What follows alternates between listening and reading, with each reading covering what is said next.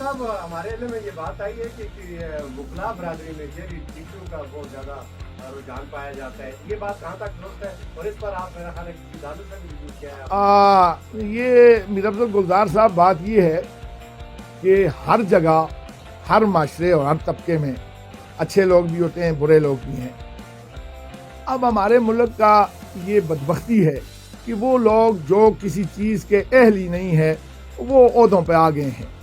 وکلاء میں بھی ایسے لوگ ہیں جن کے پاس صحیح ڈگریاں نہیں ہیں، اور میں نے اس حوالے سے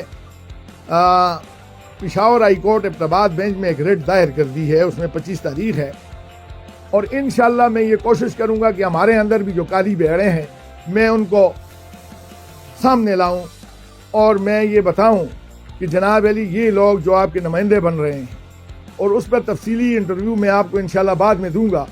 25 کے بعد کہ کیا ہے اور کدھر سے ہے، اور میری یہ کوشش ہے جتنے لوگ بھی اس قسم کے ہیں انہیں میں منظر عام پر لاؤں، اور تاکہ یہ ہمارا پیشہ جو ہے یہ بھی درست ہو، اور اس میں ایسے لوگوں کو جو ہے نکالا جائے جو کہ جن کے پاس نہ تو جو کہ اہل ہی نہیں ہے وکیل بننے کے، اور وہ وکیلوں کے نمائندے بنے بیٹھے ہیں، اور اس پر انشاءاللہ میں آپ کو ایک تفصیلی انٹرویو دوں گا۔ وما علینا الا البلاغ۔